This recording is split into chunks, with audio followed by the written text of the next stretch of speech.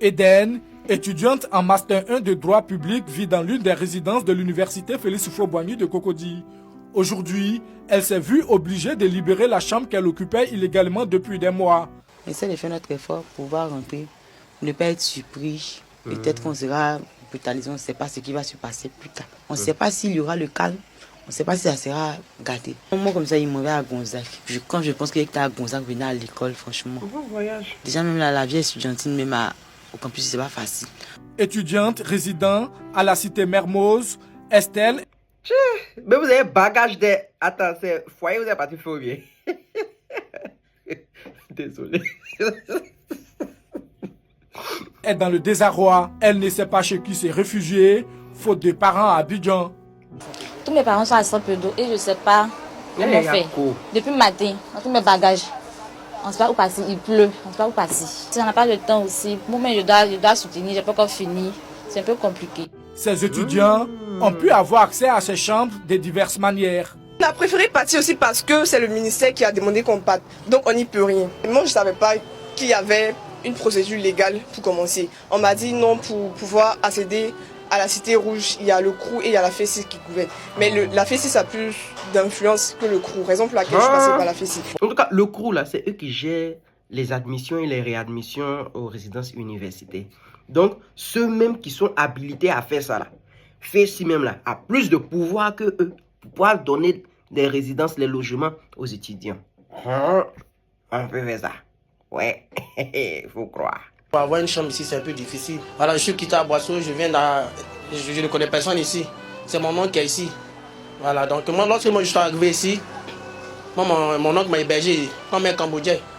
D'où je peux mettre mes affaires dans la chambre, mais je peux dormir au balcon et venir de temps en temps dormir, s'il fait trop froid, un peu, dormir à 5 à 6 dans la chambre.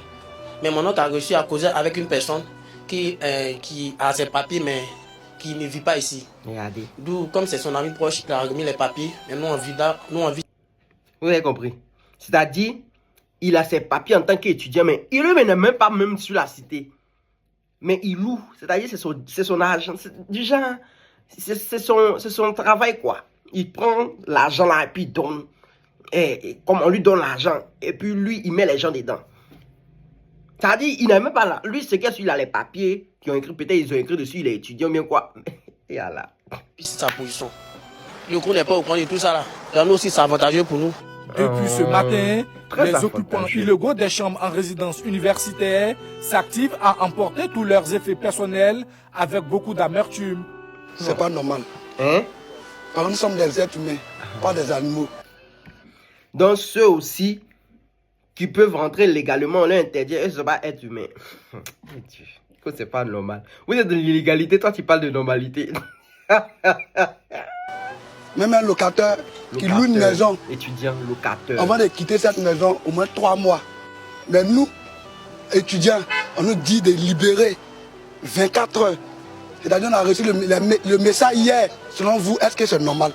C'est pas normal. Actuellement, nous sommes en période de deuxième session de composition. Ah, Et puis ils sont venus, ils nous disent de libérer les cités. Donc vraiment, c'est pas facile. En tout cas, on ne sait même pas comment on fait. Même. Pourtant, les parents ne vivent pas ici. Les parents sont jusqu'à Sikensi. On va faire Bon comment? voyage. Cette situation fait suite à un communiqué du Il y a celle aussi. Tu peux pas porter bras minces dans ce cas-là. C'est quoi ça là? Comment tu peux mettre un tricot sous bras minces? C'est quel modèle ça là même? Bon, c'était une pause. ministère de l'Enseignement supérieur et de la Recherche scientifique. Dans le dit communiqué, le ministère demande aux étudiants occupant les chambres des différents cours de façon illégale de libérer les dites chambres en emportant tous leurs effets personnels. Voilà, faut même pas revenir pour dire venir récupérer. Hein? C'est quoi ça? Vous êtes là dans l'illégalité, on vous parle, c'est vous qui gonflez vos dos pour dire que non, c'est illégal, c'est... Attends. Non, voilà, les gens sont dans l'illégalité et puis ils crient au scandale. Toi qui es dans l'illégalité, on doit même vous faire payer des amendes. Hein?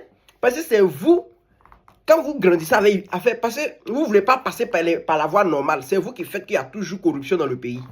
Vous ne voulez pas passer par la voie normale. C'est vous qui faites, je répète, qu'il y a corruption dans le pays. Si pendant que vous êtes encore enfant, étudiant, jeune là, vous êtes là, vous préférez corrompre, contourner le système, c'est pas quand vous avez grandi que vous allez arrêter. C'est vous qui faites que ça continue. Hein? Donc, on doit vous amender. Hein, oh? C'est de ça qu'il s'agit. Oh, c'est pas normal. Bien. En tout cas, bon voyage à vous. Ça, il n'y a pas pitié dedans. Voilà, il n'y a même pas pitié dedans.